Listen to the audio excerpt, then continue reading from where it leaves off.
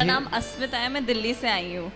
हमें ऐसा क्या करना चाहिए कि हमारा आखिरी बर्थ हो, इसके बाद हम ना आए यहाँ पे? क्यों, क्या दिक्कत हो रही है आपको? कलयुग अच्छा नहीं है, क्या अच्छा नहीं लग रहा है आपको? परेशानियाँ होती हैं बहुत। क्या करियर, परेशानी है आपको? बहुत सारी, करियर में, फैमिली में, पर्सनल लाइफ में। देखो, परेशानियों का नाम ही जीवन है। आपने देखा होगा हॉस्पिटल में जब कोई बीमार पड़ता है ना और वेंटिलेटर पे होता है तो वहाँ एक मशीन होती है, उसमें लाइन यूं यूं चलती है, ऐसी चलती है ना, और लाइन सीधी हो गई मतलब मर गए, डेथ, मर गया। जब तक टेढ़ी लाइनें हैं, जब तक उतार चढ़ाव है, तब तक ही जीवन है। सीधा हुआ तो मर जाएगा आदमी। तो आपके जीवन में ये उतार चढ़ाव जो है, स्ट्रगल जो आप कर रहे हैं, करते रहिए। यहाँ जितने लोग बैठे हैं, ये दास अनिरुद्ध सहित, भगवान राम सहित, भगवान कृष्ण सहित, किसके जीवन में स्ट्रगल नहीं था? ये तो अच्छा है कि आप संसार में ना आए, प्रभु के शरण में रहने वाला बार बार जन्म मृत्यु में नहीं उलझता। लेकिन जब तक हो, हंस के रहो, खुश रहो, रो कर नहीं, परेशान होकर नहीं। ये तो चलता रहेगा, परेशानियाँ तो आएंगी जाएंगी, लेकिन उन परेशानियों के बाद भी आपको हैप्पी रहना चाहिए, खुश रहना चाहिए। ये जीवन है बेटा। इस संसार में ऐसा कौन है, एक को पकड़ के लाओ जिसके जीवन में दुख ना हो। बस किसी के जीवन में ज़्यादा है, किसी के में थोड़ा सा कम है। कोई बता पाता है, कोई नहीं बता पाता। बाकियों को देख के ऐसा लगता है कि उनके जीवन में दुख नहीं है, ज़्यादा मेरे में है। ना ना, आपका चलो क्या दुख है बताओ। अच्छा, कुछ कुछ कुछ बता दो। मतलब मैं बहुत कुछ करियर वाइज करना चाहती हूँ, वो हो नहीं रहा। ये दुख है।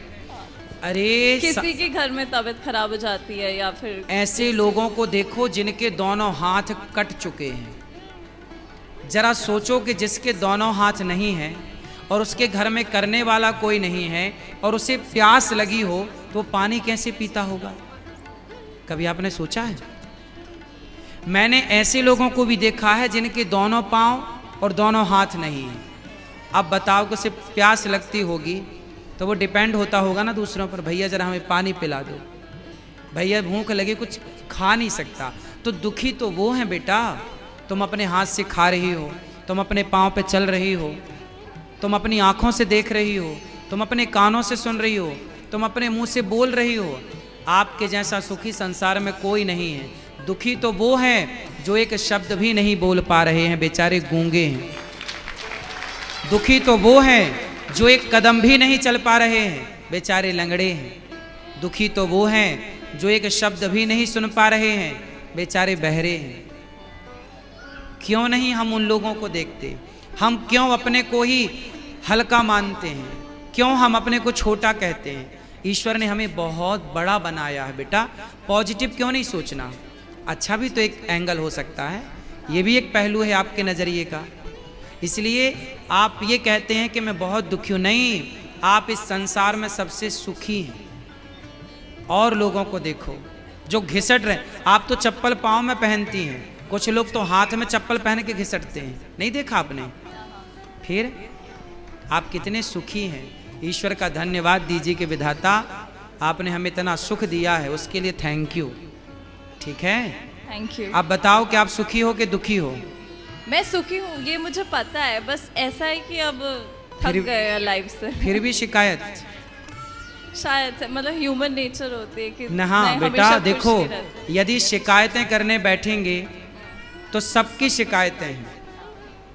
लेकिन माता सीता को जंगल जब जाना पड़ा, राम जी ने जंगल भेज दिया, लव कुश को पैदा किया अकेले। स्ट्रगल देखिए, लकड़ी काटी तो किसी ने सीता माँ से कहा कि अब बताओ तुम्हें राम जैसा पति चाहिए जिसने तुम्हें गर्भावस्था में वनवास भेज दिया? किसी नारी को क्या ऐसा पति चाहिए कि उसका पति गर्भवती स्त्री को घर से निकाल दे? तब सीता माँ ने कहा, बहन जब जब मेरा जन्म हो तब तब मुझे राम ही पति के रूप में प्राप्त हो। लोगों ने कहा कि तुम्हारा इतना कष्ट देने वाला राम तुम फिर से पति रूप में चाहती हो? सीता माँ ने कहा, कष्ट मुझे मिला ये तो आप लोग मेरा कष्ट जरा सा देख रहे हैं। जो मुझे सुख मिला है राम को पाकर, जो सम्मान मिला है राम को पाकर, उस सम्मान उस सुख के आगे ये दुख तो कुछ भी नहीं है। इसलिए मैं राम के उस सम्मान, आज जहां राम खड़े होते हैं वहां माता सीता खड़ी होती हैं, तो मैं राम जैसा पति क्यों ना चाहूं। मुझे जरा सा दुख मिल गया तो क्या मैं उस जरा से दुख के कारण अपने राम को छोड़ दूं? ना बेटा, जिस राम ने हमें इतना सुख दिया है, यदि जरा सा कोई बात नहीं, तुम्हारी माँ इतना लाड़ करती है और एक थप्पड़ मार दे गाल में, इसके लिए हम माँ को दुश्मन तो नहीं मानने लगते ना। बस ईश्वर ने इतना सुख दिया, जरा सा दुख भी हो तो ईश्वर का प्रसाद मान के उसे ग्रहण करना चाहिए, थैंक यू कहना चाहिए ईश्वर को। तुम्हारी माँ ने बचपन में तुम्हें कभी मारा नहीं एक थप्पड़, इसलिए तुम्हें थप्पड़ का एहसास नहीं है बेटा। ईश्वर के थप्पड़ का एहसास भी काश होता आपको। ये मेरी बहन है, ये बहुत पिटी है, तो मैं कम पिटी हूँ घर में। कम पिटी हो मतलब पिटी तो हो? बहुत कम, हाँ। चलो अच्छा है। माँ जब आपको मारती है, अच्छा इनको मारती थी माँ, तो क्या इनकी दुश्मन है इनकी माँ? नहीं नहीं, फिर इनके भले के लिए। ऐसे ही है, ईश्वर यदि हमें थोड़ा दंड भी देते हैं, दुख भी देते हैं, तो वो हमारी भलाई होती है। तेरे फूलों से भी प्यार, तेरे कांटों से भी प्यार। Thank you. खुश रहिए।